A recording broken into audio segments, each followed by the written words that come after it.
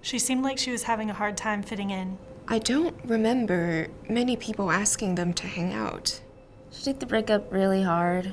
Things weren't the same after she failed that first test. He worried a lot about disappointing his parents. He started having a hard time after he got bad news from home.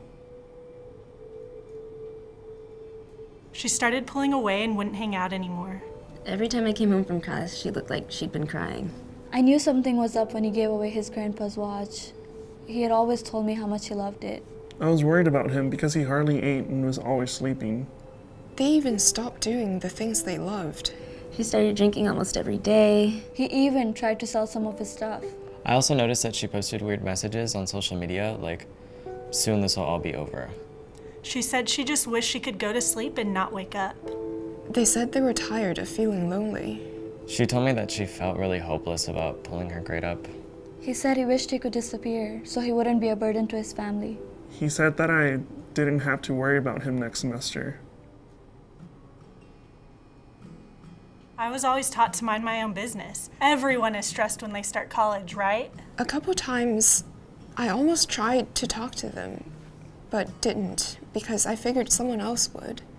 I did wonder if I was making too big of a deal of it. I didn't want to offend her. I didn't know what to do or how to help her. I wanted to ask him if he was thinking about suicide, but I didn't know what to do if he said yes.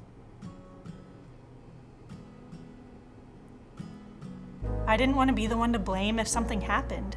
I thought to myself, I'll feel better knowing I did something. I knew someone in the past who had attempted suicide, so I didn't want to risk it. I would rather have her mad at me than have her hurt or dead. Even though I didn't know what to do, I knew I had to do something because I really cared about her. I kept thinking, what if it were me? I'd want a friend to do something. So I asked him, "Are you thinking about suicide?" She said yes. So I called the crisis line and got advice on how to help. So I hugged her and said I'm sorry and offered to spend the afternoon with her so we could talk. So I shared that I had problems in the past, and I asked if he was comfortable talking to a counselor. We talked about who could be helpful for extra support for them and decided to call their family and tell them what's been going on. The more we talked, the more concern she shared for her safety, so we agreed to get the residence hall advisor involved. In Texas, we take care of each other. In Texas, we support each other. In Texas, we never walk alone. In Texas, we look out for each other. In Texas, we are family. To help a friend with thoughts of suicide, follow 3 important steps. Recognize when they're having thoughts of suicide and respond. Warning signs for suicide include verbal cues that reveal feelings of hopelessness, helplessness, or feeling trapped, withdrawal, isolation, changes in mood, changes in sleep patterns, changes in substance use, alcohol or other drugs, giving important possessions away, looking for and obtaining the necessary items to attempt suicide, talking about death or dying if out of the ordinary.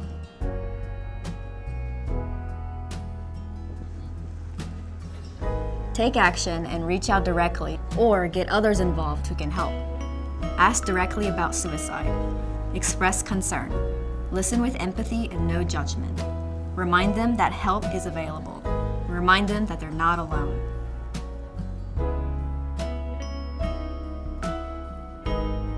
Make a referral to a supportive resource like a mental health professional or other campus or community resources. In Texas, we're all in this together.